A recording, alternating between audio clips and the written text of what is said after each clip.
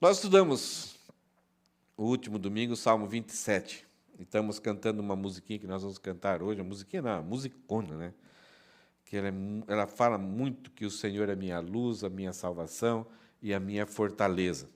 E no Salmo 27, nós vimos que Davi ele chega diante de Deus e fala: se o Senhor é minha luz, a minha salvação e a minha fortaleza, como eu posso tremer, como eu posso ter medo, como eu posso estremecer?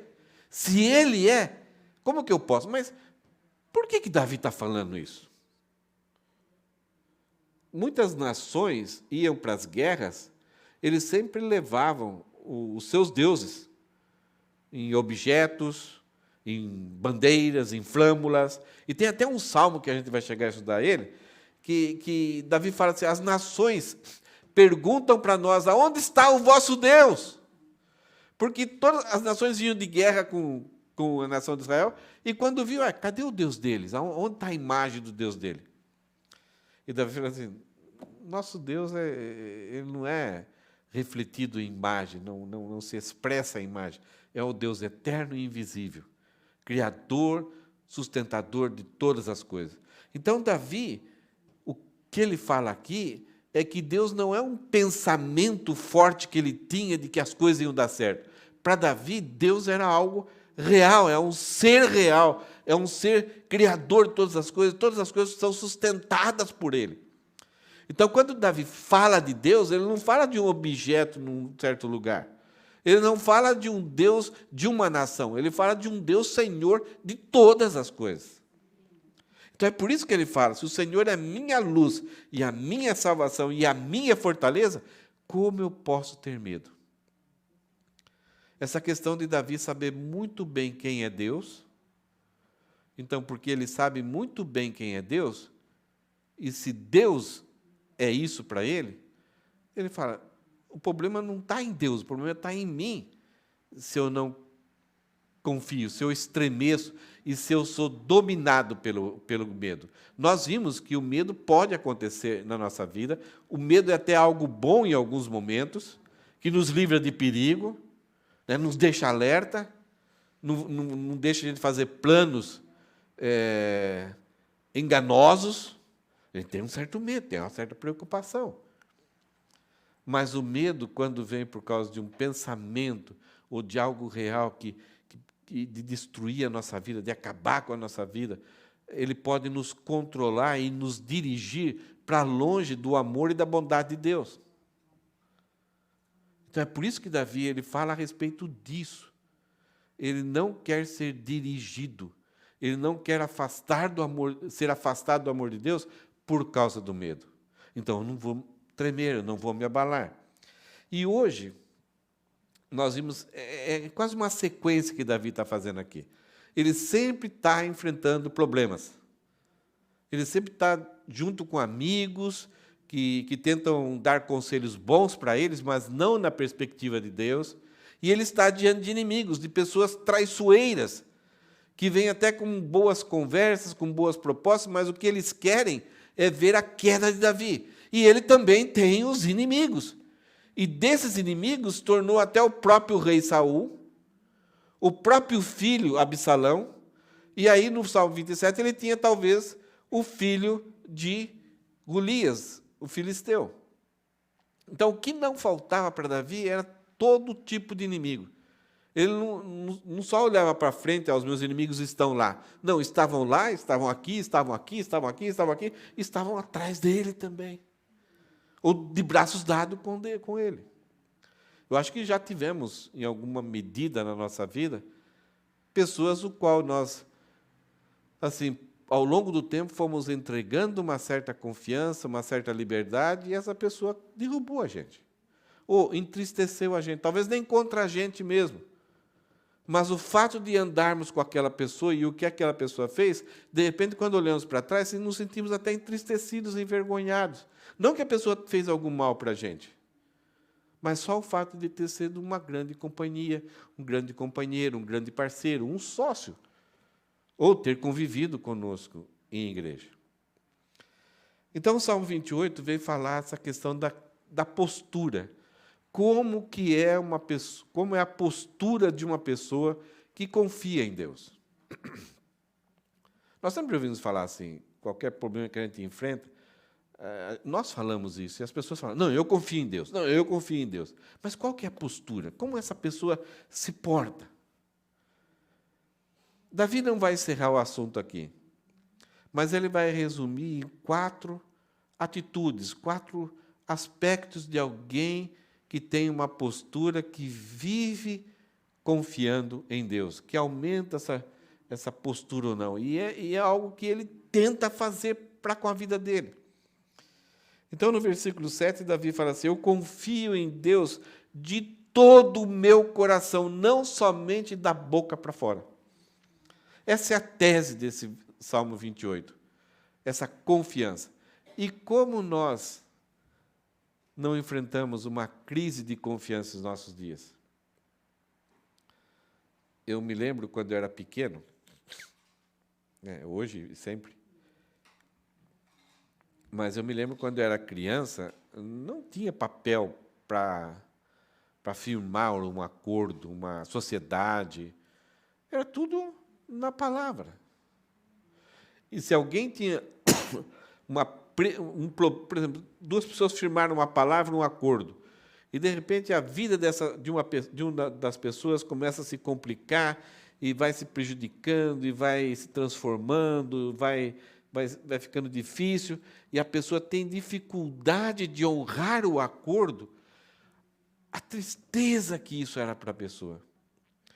Porque ela sabia que a pessoa confiou nela, mas agora circunstâncias externas, fora do seu controle, a levaram agora a ficar incapacitada, inabilitada para cumprir esse acordo. E as pessoas se humilhavam, pediam desculpa, pagavam a mais e se destruíam para honrar o acordo.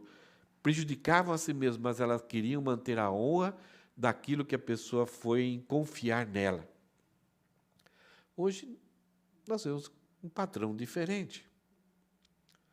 As pessoas fazem acordos já pensando em como levar vantagem. E se quebra o acordo, não estou nem aí, a pessoa que se vire, eu não vou me prejudicar, não. Então, essa questão de honra, de integridade, de honestidade, já não é levado mais em conta. Então, ninguém está mais preocupado se as pessoas vão confiar em você ou não. As coisas mais... essa semana eu estava dirigindo o carro e eu estava ouvindo uma reportagem de que agora um dos profissionais que estão surgindo agora com muita habilidade, então, quando uma pessoa vai fazer uma entrevista de emprego numa outra empresa, num cargo, numa coisa importante, de confiança, então, existem profissionais hoje que vão investigar a vida da pessoa. Antigamente, o que você colocava no currículo era aquilo, pronto, acabou, era verdade. Hoje, não. Até alguns ministros do Brasil, que foram candidatos a ministros, eles quase tomaram posse, o pessoal foi investigar, tinha muitas mentiras. O cara falando que tinha feito curso aqui, mas nem existiu esse curso. Então, esses cargos, no Brasil, e creio que em outros países também, eles estão investigando a vida da pessoa e encontraram pessoas procuradas pela justiça, pessoas com caso na polícia, pessoas que tinham roubado, defraudado empresas, estavam sendo candidatos a exercer um cargo de confiança na empresa. Então, nós vivemos uma crise de confiança. E Davi vai mostrar para nós essa questão de como nós podemos, então, ter uma postura daquela pessoa que confia pelo menos a Deus. Agora, o que é confiança? Duas ideias aqui. É a crença, é quando você devota, né, a sua fé, a sua credibilidade na integridade moral. Você olha para uma pessoa, não, essa pessoa tem integridade moral. Ela não mente, não falsifica, ela trabalha na integridade sincera da pessoa, na sinceridade da pessoa, na lealdade da pessoa, na competência da pessoa, isto é, a pessoa consegue fazer isso, na discrição da pessoa. Ela não vai tornar público alguma coisa que é da própria empresa, ou da amizade que você tem. E é aquela ideia de você dar crédito e ter fé. Fé no sentido assim de você saber o que a pessoa é, aquilo que você ouviu, e você fala assim, olha, essa pessoa é isso, isso, isso, isso. Você, pelo que você sabe, você atribuiu valor a essa pessoa. Então, é a crença, você acredita nisso. Ou, também, é a crença de que algo não falhará.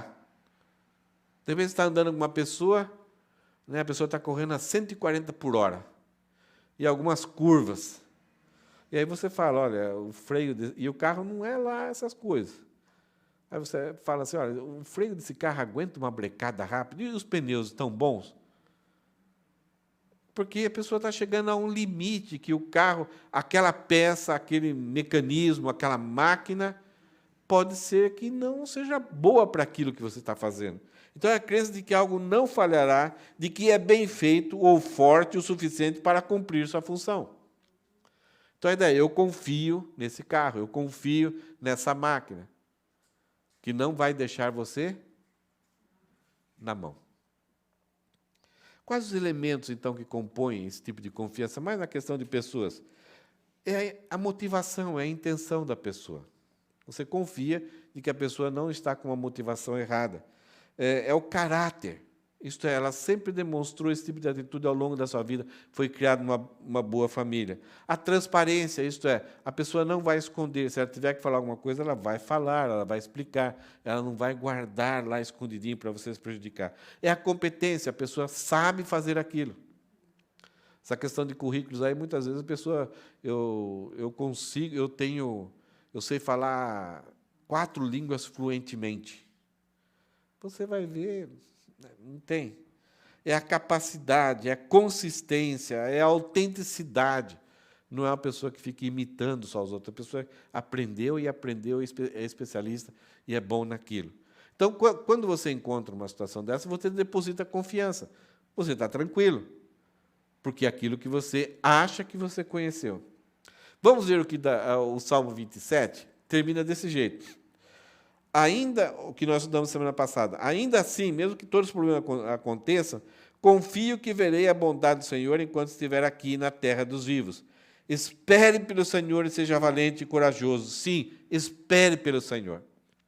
Davi termina o Salmo 27 falando que, independente de todas as circunstâncias que aconteçam, que parece que não tem lógica, e as minhas emoções sejam abaladas, e eu fico ansioso, temeroso, Davi fala, eu conheço quem Deus é. E eu vou confiar nele. Ele fala, confio que verei a bondade do Senhor na terra dos viventes, enquanto estiver aqui. Ele fala, Deus, mesmo que demore, mesmo parece que ele está calado, mesmo parece que ele virou as costas, mesmo parece que ele não entende minha situação, eu sei que vou ver a bondade de Deus. Demorou 1.500 anos para a promessa que Deus fez a Abraão de abençoar todas as famílias da terra acontecer. Várias promessas que Deus fez no passado, os homens do passado não viram se realizar. E aí você fala, Deus foi injusto? Davi, ele fala, eu vou ver. Eu vou ver. Porque eu sei quem Deus é. Então ele fala, espere. Esperar exige paciência. Nós não gostamos de esperar. Aqui é muito fácil viver no Japão. Eu, quando comecei a viver aqui, ia para a estação de trem, saía a hora que... Né, eu saio para tomar o trem, como a gente faz no Brasil. Saí para tomar o ônibus. E eu chegava lá e falei, Rosana, não tem trem hoje. Não tem ninguém aqui na estação? Como não tem ninguém na estação? Daí, daqui a pouco, vi um monte de gente, lotava a estação, e o trem chegava. Falei, caramba. Aí eu entendi que tem aquele painel com a hora certinho, o trem chega ali naquele minutinho. Então, as pessoas não perdem tempo, porque elas sabem, elas têm confiança de que naquele horário vai ter o trem. Para que vir antes e esperar 15 minutos? Porque eles confiam que o horário vai bater. No Brasil, não. Você chega e fica esperando. Esperando. E algumas vezes você vai embora ou chama um táxi. Porque não tem esse nível de confiança que tem aqui. Então, Davi fala, espere pelo Senhor, seja valente e corajoso. Enquanto você está esperando sobre a rocha, vai vir muito vento, vai vir muitas ameaças. Fique em cima da rocha, espere. Seja valente, corajoso, não se envergonhe. Espere pelo Senhor, ele renova aqui.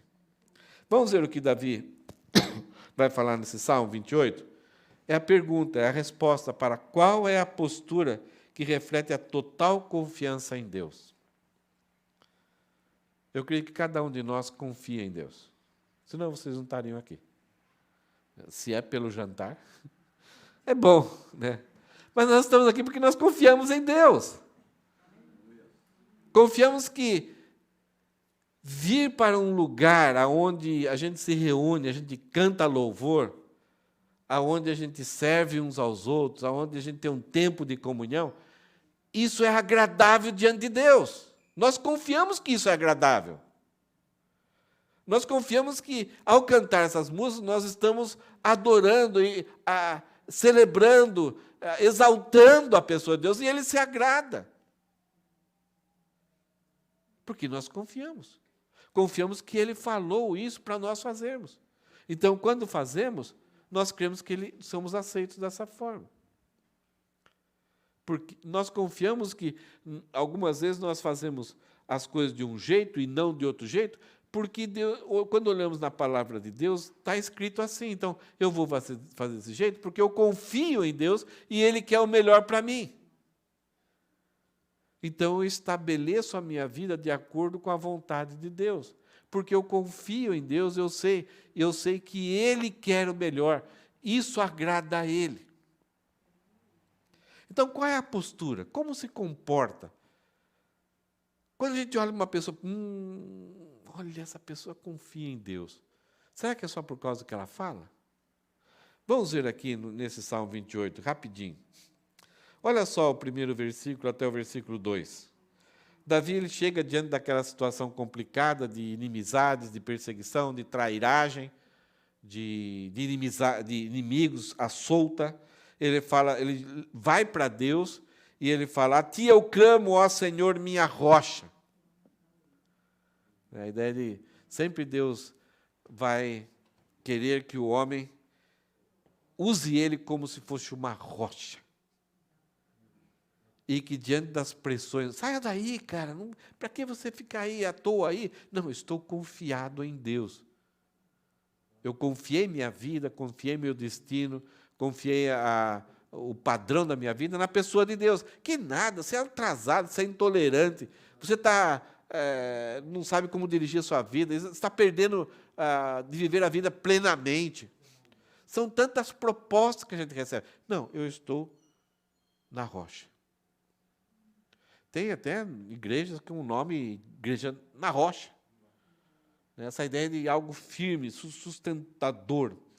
E Davi fala então para Deus aqui: a ti eu clamo, ó Senhor, minha rocha, não feches teus ouvidos para mim, pois se permaneceres calado, será melhor que eu desista e morra. O que Davi está querendo dizer? É que Deus não é uma opção para ele.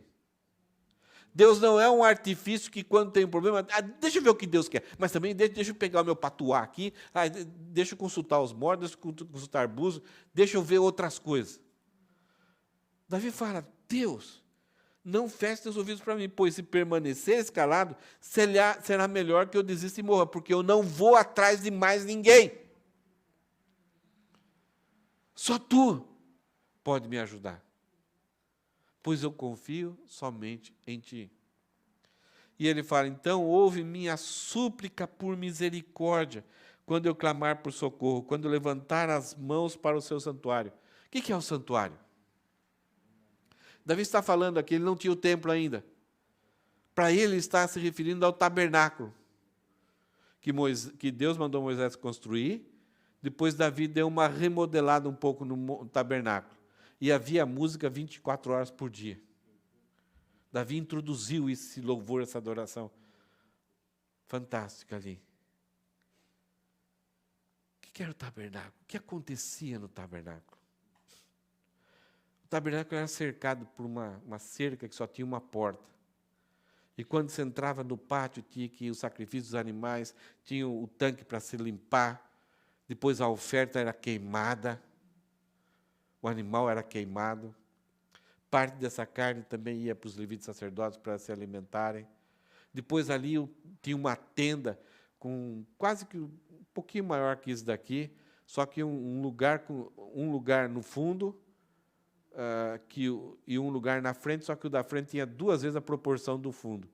Nesse lugar da frente, que era o lugar santo, então aí tinha a mesa dos pães, o candelabro, e aí tinha toda uma sequência para se chegar e usar esses objetos ali, que era só os sacerdotes podiam entrar, mais ninguém, mas aqui no fundo tinha a Arca da Aliança, onde somente o sumo sacerdote entrava uma vez por ano. Davi ele fala, eu levanto as minhas mãos ao santuário. Será que era um gesto de idolatria, um gesto de misticismo? Não. O que Davi fala, que a confiança, ele chegava diante de Deus, a ti eu clamo, ó Senhor, minha rocha, não feche os ouvidos para mim, pois se permaneceres calado será melhor que eu desista e morra. Ouve minha súplica por misericórdia. Ele está falando assim, eu chego ao Senhor pedindo súplica, pedindo que o Senhor me ouça na base da tua justiça, na forma com que o Senhor resolve o problema da humanidade, que é através do sacrifício e da oferta lá na Arca da Aliança, do sangue derramado por mim, que era expiação. Eu levanto as minhas mãos ao teu santuário, porque é lá que o Senhor resolve, é a maneira do Senhor resolver o pecado da humanidade. É lá que acontece a expiação. É lá que o inocente morre pelos culpados. É lá que acontece a reconciliação. É lá que acontece a justificação, onde eu sou declarado justo, se o Senhor sondar o meu coração e ver que realmente eu tenho fé no sacrifício. Então, Davi não simplesmente está pedindo misericórdia. Ah, Deus, tem misericórdia, viu? Aqui, ó. Está difícil. Não. Ele levanta as mãos e ele sabe que a única maneira de se receber misericórdia de Deus é através da justiça que Deus criou, a maneira de reconciliar e justificar o homem.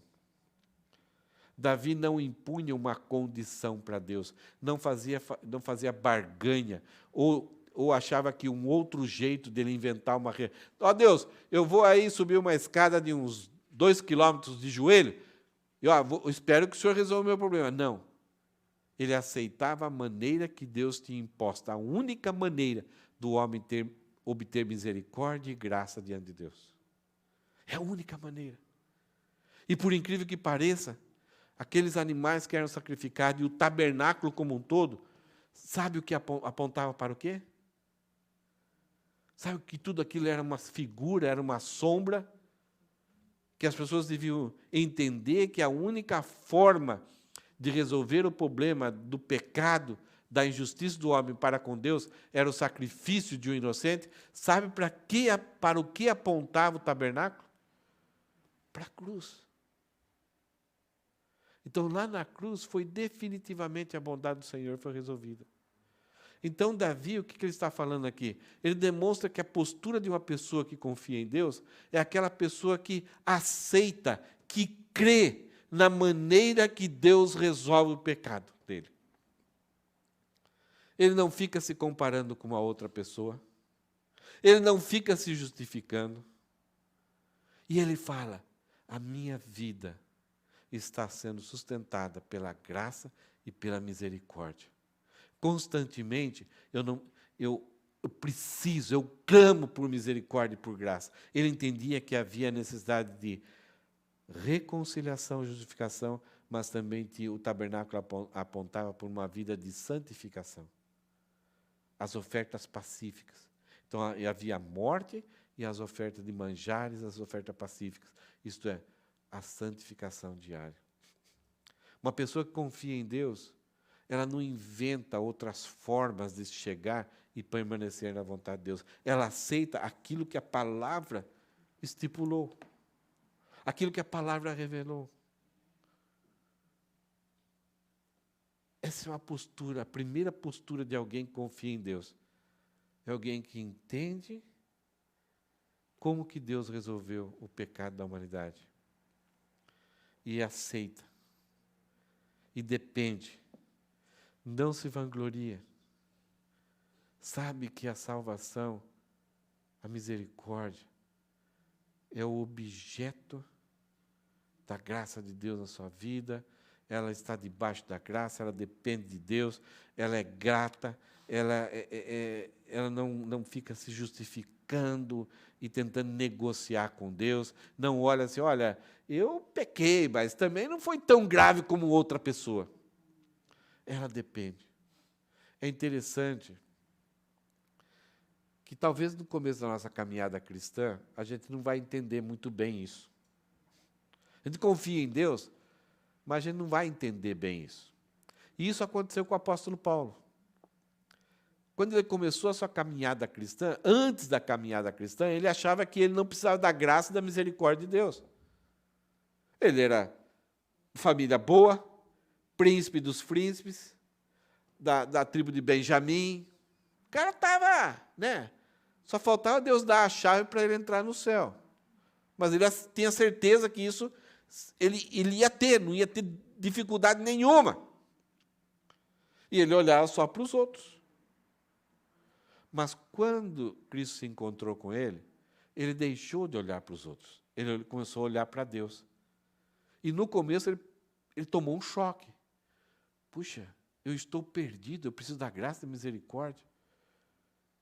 Olha, e eu sou dos apóstolos, eu sou o menor, eu sou o mais pecador dos apóstolos. Então ele, daquela ideia de sair para destruir a igreja, achando que era um grandandão, nossa, que coisa, grandandão.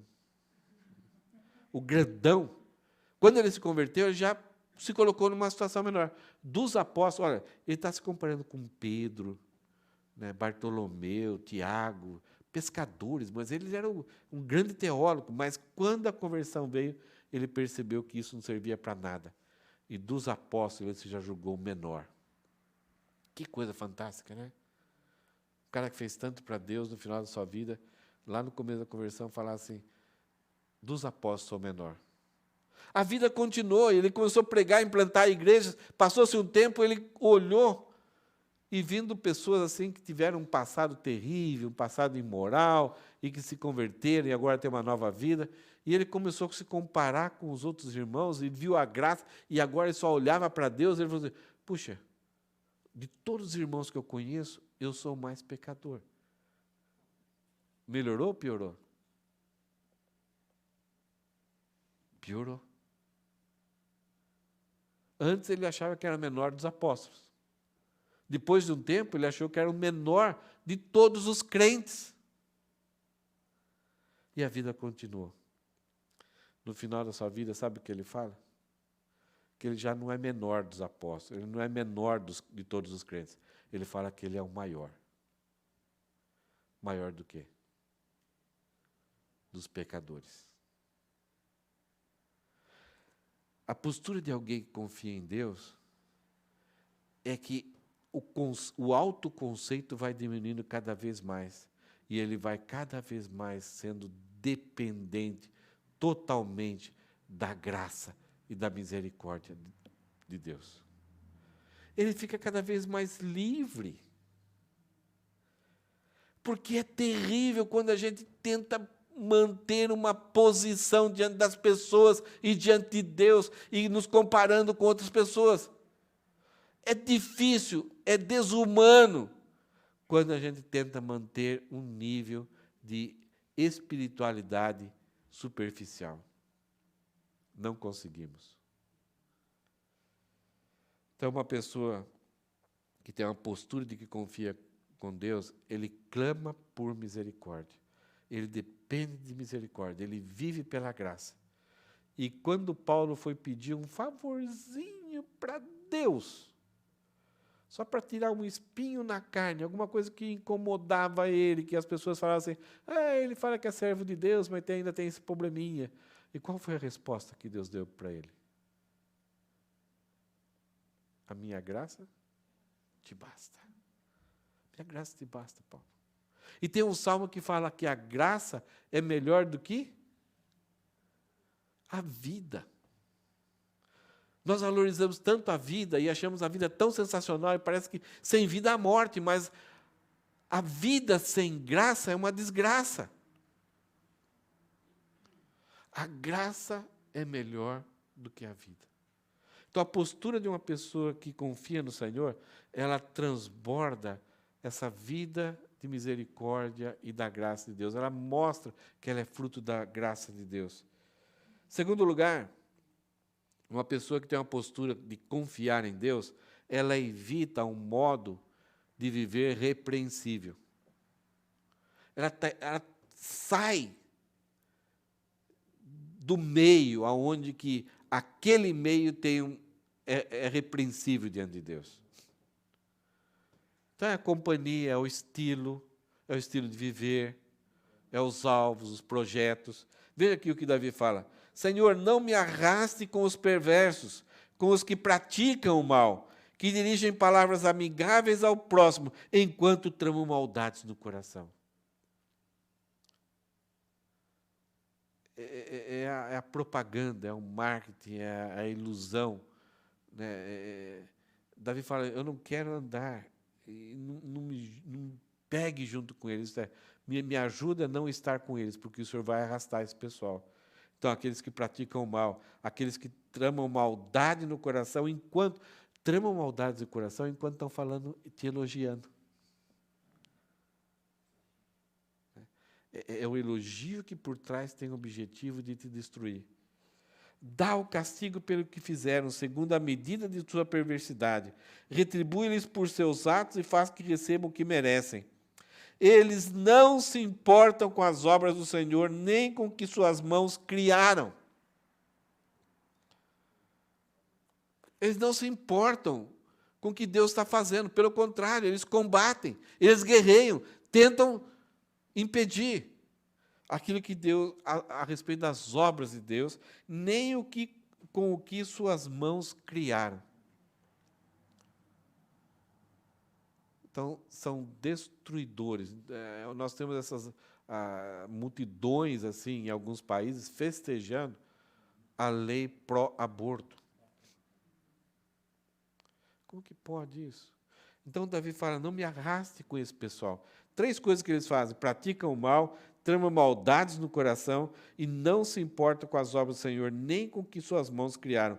Por isso, Deus vai os derrubar e nunca mais voltarão a se erguer. O crente cai, algumas vezes. Assim, não estou falando em pecado, isso pode acontecer também, mas o crente pode ter uma queda, um tipo de destruição. A pandemia está mostrando isso. Muitos pastores estão morrendo, muitos crentes fiéis estão morrendo. Mas a diferença é que o incrédulo ele cai e ele não se ergue. Mas o crente, aquele que confia em Deus, ele pode até também cair, mas ele vai se erguer e vai ser estabelecido na presença de Deus para todo sempre. A morte é só é terrível, ninguém quer, e a gente fica assustado quando pode acontecer conosco. Mas a morte no final, ela acaba fazendo um bem para nós. Ela nos coloca mais rapidinho na presença de Deus para sempre. Então, alguém que confia em Deus, ele depende da graça e da misericórdia, ele evita ter um modo repreensível, um modo que Deus repreende. E ele assume um modo louvável de viver. Ele passa a viver um tipo de vida que Deus faz aquilo que Jesus Cristo, que ele fez com Jó, e fez aquilo com Jesus 3 vezes. Quando Satanás chegou à presença de Deus, Deus falou, onde você estava? Você estava aí de rodear a terra, buscando a quem tragar, né? Essa que é a ideia. Você viu o meu servo Jó? Deus provocou Satanás. Você viu? O cara é fantástico. Aí Satanás, irritado com isso, fez uma proposta para Deus e caiu na armadilha de Deus. Deus, sem avisar Jó vai provar o que é confiar em Deus plenamente. E Jesus, 3 vezes os céus se abrem E Deus fala: eis aí o meu filho amado em quem tenho prazer, em que minha alma se compraz.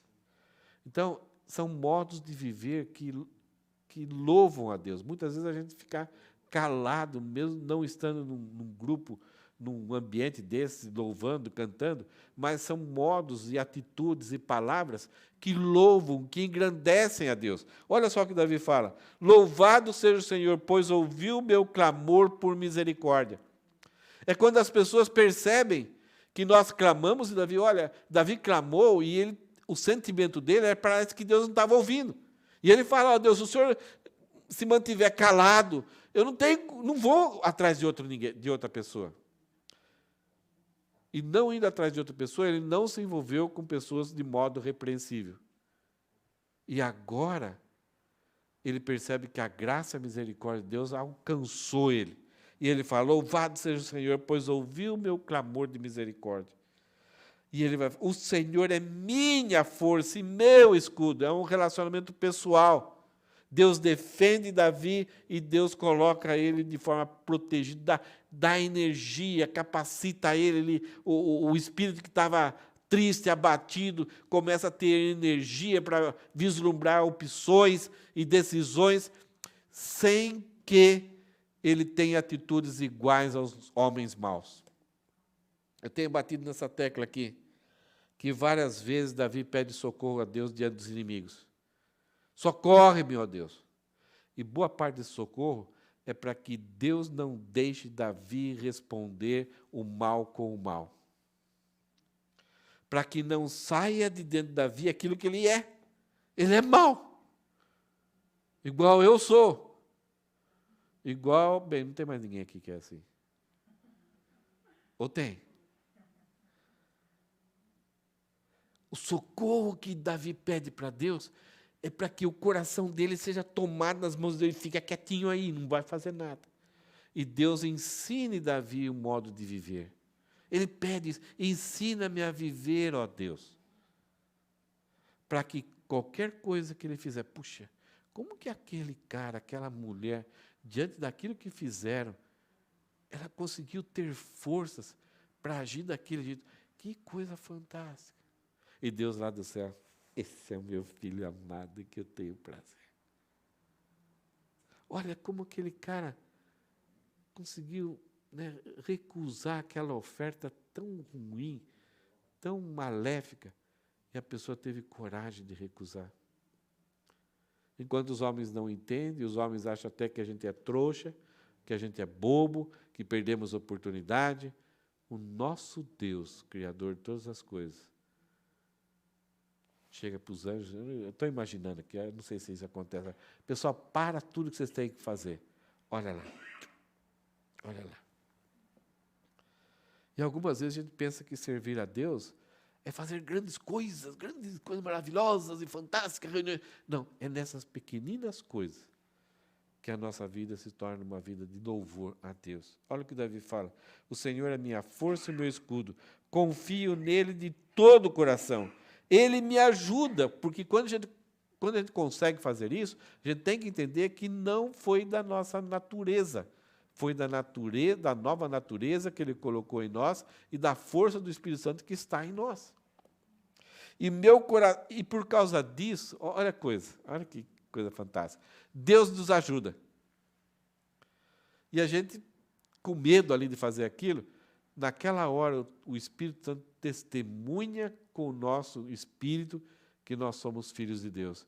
E nessa hora o nosso coração enche de amor e de alegria. Olha o que Davi fala: ele me ajuda, e meu coração se enche de alegria, por isso eu lhe dou graças com os meus cânticos.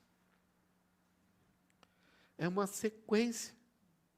Deus me dá força, eu confio em Deus de todo o meu coração, Ele me dá força, Ele me ajuda, o meu coração se enche de alegria, porque eu não sinto culpa, e o Espírito Santo começa, Ele que produz essa alegria, e é como se a gente estivesse ouvindo aqui: boa, filho, é isso daí, valeu. Deus não é um Deus sentado no trono lá paralisado, só vendo qualquer coisinha, um raio para cá, um raio para lá. Deus, Ele vive junto conosco. Ele vive em nós. E Ele nos transforma. E quando a gente assume esse modo louvável de viver, nosso coração se enche de alegria, de paz.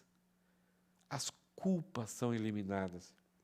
E por isso, eu passo a cantar que nem um bobo em todo e qualquer lugar.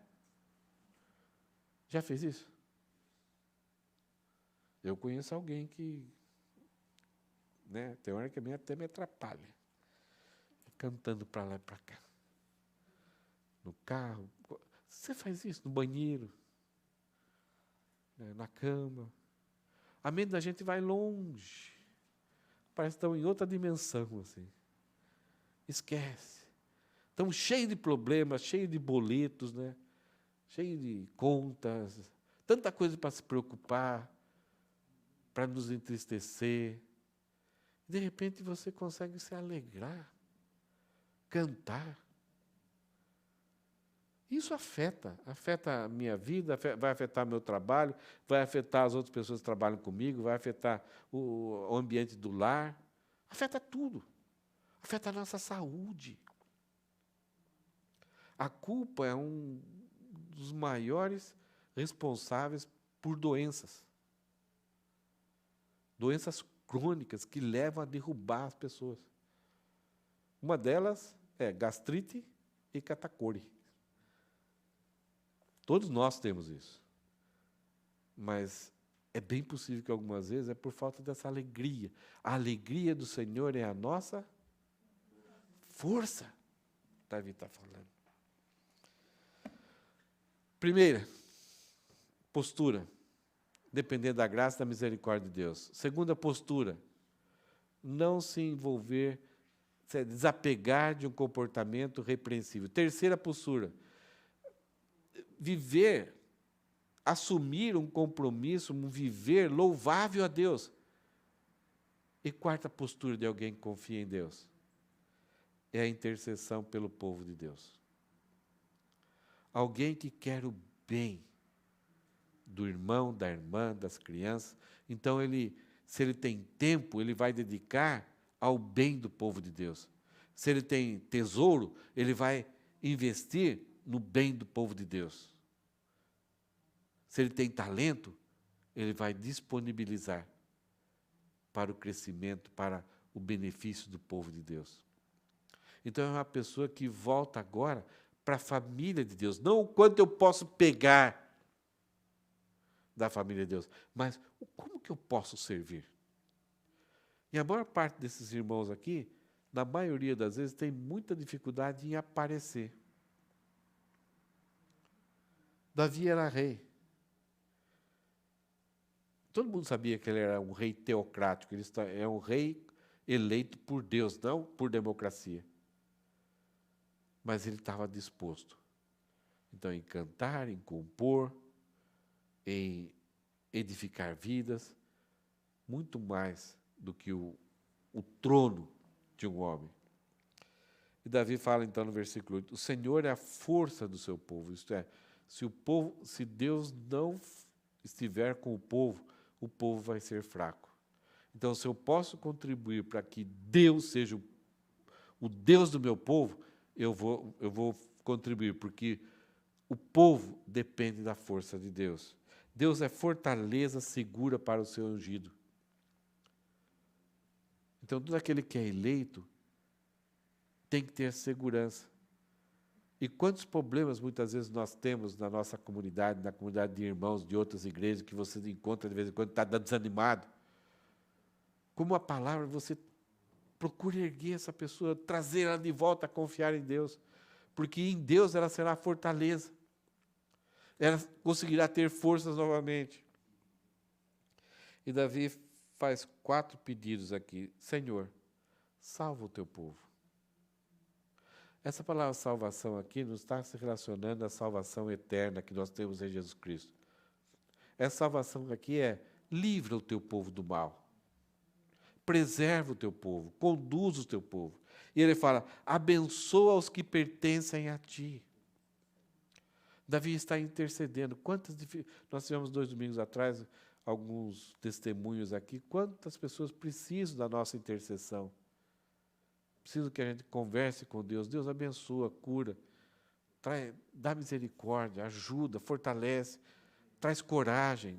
Não faz com que ela se desanime ou pare por aqui. Vamos em frente. E Davi fala, conduze-os como pastor. Nós no Salmo 23 vimos a missão do pastor em proteger, em levar as ovelhas para um lugar onde a água era tranquila, para ele beber uma água boa ali. E colocar em verdes pastos para que aquela grama não fosse venenosa. As ovelhas não enxergam direito, elas não tinham capacidade para ver isso e escolher a grama. Elas dependiam do pastor levar elas até um certo lugar e ali elas sabiam, aqui eu posso comer essa erva, esse capim aqui, porque ele não é venenoso. Então Davi está falando, conduze-os, leva eles para cá, para lá, como pastor, e leva-os em teu braço para sempre. O que será que é levá-los em teus braços para sempre? Inevitavelmente nós vamos encontrá-la, todos. Que é essa transição entre essa vida e a vida futura. Ou na volta de Jesus Cristo, ou é um momento que cada um tem e terá. Eu estou na frente, na fila, né? Mas numa situação que nós estamos vivendo, vários dos meus amigos estou bravo com eles, estão passando na frente. De forma triste. Mas é inevitável.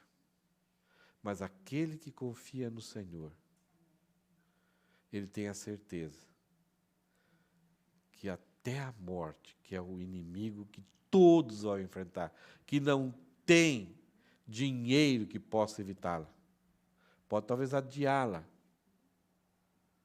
por um certo tempo, mas Davi intercede pelo povo. Deus, eles confiam, Senhor, eles estarão em teu braço, então leva-os em teu braço. É muito bonito a visão que Estevão teve, de olhar para os céus e dizer, eis que vejo os céus abertos e o Filho do Homem em pé à direita de Deus. Quando alguém confia em Deus e vive uma vida louvável, não é que a gente busca isso, mas esse Deus maravilhoso, tão bondoso, tão gracioso e misericordioso, ele tem um prazer enorme em receber todos aqueles que foram alcançados e são frutos da obra de Jesus ali na cruz. Então, o próprio Jesus se levanta para receber essas pessoas. E se a gente ficar no final da vida, nós vamos ter uma palavra de Jesus. Quando todos comparecerem diante dele, eles vão falar, apartai-vos vós que praticais a iniquidade, nunca vos conheci. E para o seu povo ele vai dizer, vinde benditos de meu Pai, entre para o descanso. Ele vai nos levar como pastor. Ele vai nos colocar para um descanso das nossas almas. Essa vida atribulada que a gente não sabe quanto sofrimento a gente tem. Ele vai nos levar em seus braços para o descanso. Como é bom confiar em Deus. Vamos ver o que nós falamos hoje aqui, então. A pergunta é, qual a postura que reflete a total confiança em Deus? Aquele que confia em Deus, ele clama por misericórdia pela sua vida, ele evita um modo repreensível de viver, ele não quer conviver com essas pessoas porque vão ser arrastadas por Deus e vão ser destruídas definitivamente por Deus. Ele assume um modo louvável de viver, a sua vida é um louvor para Deus, e ele intercede pelo povo de Deus, ele quer o bem do povo de Deus. Essa é uma postura de alguém que confia em Deus. Para alguns conselhos para nós que a gente encontra na palavra de Deus, sobre confiança. A confiança em Deus é o que nos livra da paralisia do medo. Salmo 27 falava isso. Como que eu posso estremecer? Como que eu posso ter medo? Confiar em Deus. E ao livrar-nos da paralisia, de ficar parado, aterrorizado, com adrenalina mil, a confiança permite-nos prosseguir com coragem. Espere no Senhor e seja corajoso. e evita com que a gente, ao mesmo tempo que a gente prossiga com coragem, ela elimina a contaminação do ódio, do ódio sobre por que as coisas estão acontecendo, por que isso foi acontecer comigo. Né? Muitas vezes você fez de tudo para aquilo não acontecer daquele jeito, mas as pessoas nos enganam, o mundo nos engana, a vida, a trajetória da vida aqui nessa dimensão de pecado, ela é difícil, não tem jeito. Então, ela evita que surja no nosso coração o ódio, ela evita que comece a surgir no nosso coração essa autopiedade, o mimimi. Ah, mas eu nunca fiz isso, eu sempre servi a Deus. Tal. Então, essa autopiedade. Né? E também tira de nós a sede por vingança ou de revanche. Quando confia em Deus, entregamos para Deus e vamos em frente, temos coragem, vamos seguir em frente. Eu não fico olhando por que fizeram isso, eu não busco meios de revanche, de vingança e de ódio, ou talvez de autopiedade, de enclausurar, então entrar num nível de depressão e acabar com a alegria da vida. Isso, a confiança em Deus, é em face às maldades das pessoas e esse mundo que nós vivemos, e essa trajetória que nós estamos vivendo com essa natureza pecaminosa no mundo pecador. Então, como que confiar em Deus é importante para nós? A confiança em Deus, então, se torna o alicerce da nossa vida. É o fundamento da nossa vida. Ela firma nossos passos, ela não deixa a gente entrar em desvios tipo ódio, revanche, vingança e autopiedade. Ela fortalece o nosso coração. Para você sair disso, você tem que estar com o coração fortalecido. Então, a confiança em Deus fortalece o nosso coração. E ela felicita nossas almas. Isto é, ela enche de felicidade. Em momentos tristes, desastrosos, ela nos torna alegre. E a alegria do Senhor é a nossa força. Então, quando recebemos isso, a gente consegue seguir em frente. Algumas palavras ainda. Confiar em Deus vai muito além de um convite. É uma ordem. É o imperativo. Jesus Cristo fala, credes em Deus, crede também em mim. Isso aqui não é um convite, é uma ordem, é o imperativo. É como você dando uma ordem para o seu filho. O seu filho, mas por que eu tenho que... Creia. Você vai experimentar os resultados. Então, Deus está convidando. E Deus está demonstrando porque vale a pena confiar nele. Mas é uma ordem. O Salmo 29 vai ser fantástico. A pergunta do Salmo 29 é, então por que nós devemos crer em Deus? Quem Ele é? Porque eu tenho que confiar em algo que tenha substância. E o Salmo 29 é para isso. Toda a criação é mutável, toda a criação está mudando. Né? A cada segundo, novas células são criadas e outras morrem no nosso corpo. O mundo está em transformação. Quem imaginaria que 2020, 2021 seria o ano desse jeito? E você tem certeza como que vai parar isso? Quando vai parar? E como vai ser depois? Nunca passamos na história da humanidade tantas transições tão violentas como agora. Toda a criação é imutável, mas somente Deus é imutável. Não há sombra de mudança nele. Então, confie, descanse e deleite-se em Jesus. Não confiar em Deus é declarar que Ele não tem os atributos para ser Deus. E Ele não reparte sua glória com outro. Então, não adianta confiar em Deus e confiar em outras coisas. É como se dizer, eu confio no Senhor, mas não confio tão bem, não. Eu tenho que confiar em outra coisa. Quem sabe, né, na hora, se eu for para o Havaí, esqueceu de mim. Eu tenho que ter outra segurança aqui.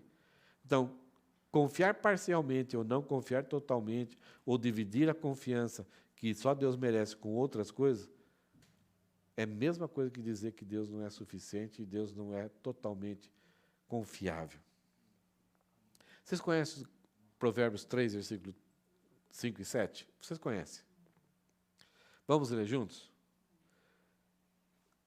Confie no Senhor de todo o teu coração. Não dependa do seu próprio entendimento. Busque a vontade dEle em tudo que fizer. e ele lhe mostrará o caminho que deve seguir. Dá uma baita de uma mensagem isso, né? Acho que eu vou pregar agora. Não, brincando. Confie no Senhor de todo o coração. Não é só da boca para fora. É todo o teu coração. Não dependa do seu próprio entendimento.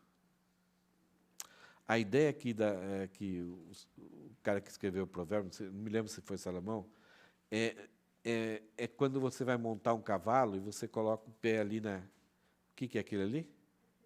O estribo. Então, a ideia é de que, quando você pisa ali, você se lança para cima do cavalo. E ali, então, você vai caminhar tranquilo. A ideia aqui é, não se estribes no teu próprio entendimento. O nosso entendimento tem problemas. A nossa razão humana, ela não consegue compreender as coisas do passado, de agora e do futuro. Por isso que muitas vezes a gente vai para as Escrituras, a gente tenta até entrar em alguns assuntos, porque a gente sabe que vai ser difícil, que ele vai gerar culpa em nós. Porque os pensamentos de Deus são diferentes dos nossos pensamentos. Os pensamentos de Deus são pensamentos de paz.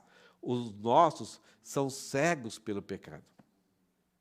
Nós temos uma razão humana de enxergar, de entender a vida. Mas essa razão humana, ela tem que ser iluminada pela palavra de Deus e pelo Espírito Santo. Então, confiar e se estribar no nosso entendimento é perigoso. Eu não posso interpretar a Bíblia segundo o meu entendimento, mas eu tenho que fazer com que o meu entendimento seja sujeito às Escrituras. E não somente o meu entendimento, mas os meus desejos. O próprio Jesus, como ser humano, submeteu os seus desejos à vontade do Pai. Se lembra que ele falou no jardim de Getsemane? Pai, se for possível, passa de mim este cálice. Era o desejo de sobrevivência, natural. Jesus Cristo não estava pecando. Ele sabia que havia necessidade dele morrer e ser separado, experimentar a separação do Pai. Seria terrível para ele. Era um cálice violento para ele. Ele suou lágrimas de sangue e ele falou que era como se estivesse vivendo a própria morte naquele momento. Um desespero, uma tristeza profunda. Os desejos dele estavam levando ele para tomar algumas ações e algumas atitudes. Mas ele falou assim, mas Pai, seja feita a tua vontade, entrego nas tuas mãos a minha vontade. O próprio Jesus submeteu os seus desejos à vontade do Pai. Quanto mais nós. Então devemos submeter a nossa vontade, o nosso entendimento e os nossos desejos ao Pai.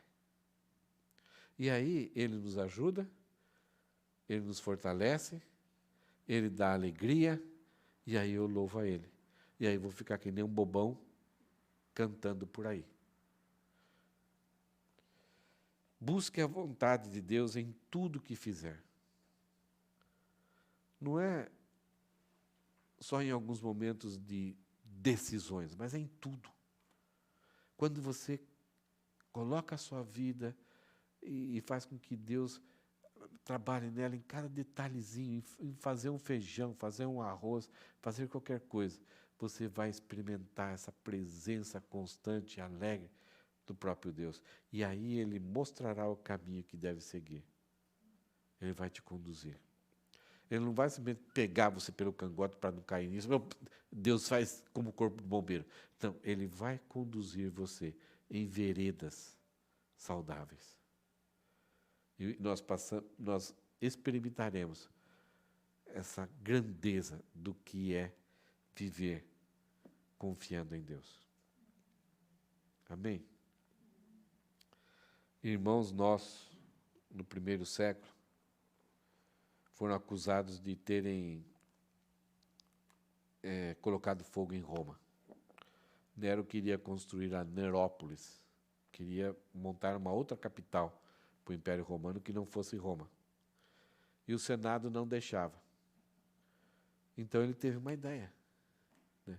Há duas histórias. Uma história fala que num bar, num boteco, no Sunaco, lá pegou fogo e o fogo se espalhou para Roma. Mas a outra história também fala que Nero achou um álibi, né, uma desculpa. Ele propagou, então, que os cristãos tinham tacado fogo em Roma. E, por causa disso, desencadeou uma perseguição.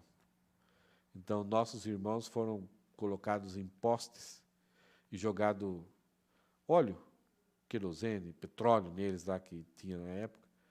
E, assim, na Via Ápia, que era uma estrada feita de pedras, colocaram um poste a 15, 30, 20 metros, um distante do outro, e amarravam cristãos e jogavam óleo. Queimaram eles vivos. Os cristãos iluminaram Roma. E esses cristãos cantavam quando faziam isso. Começaram no Coliseu, onde tinham os gladiadores, então começaram a levar famílias inteiras para lá. Pegavam criancinhas, amarravam pelas pernas, pelas mãos, um boi aqui, um boi ali, açoitavam o boi saía correndo, as crianças eram divididas ao meio, braços e pernas saíam assim, estraçalhados. Colocavam fogueiras ali no lugar ali, como que era? Esqueci o nome agora. E tacavam fogo nos cristãos. E os cristãos sorrindo, alegres, doendo, gritando, mas louvando a Deus. Alguns líderes, alguns pastores das igrejas, algumas autoridades romanas pegavam esses pastores, esses líderes, e sabiam da moral deles, sabiam que aquilo era um processo injusto, e tentavam esconder esses pastores, esses pais da igreja, assim, em alguns lugares. E eles falavam assim, não façam isso, vocês não podem me impedir de eu ter o privilégio de glorificar a Deus. Que loucura, né? Pessoal maluco.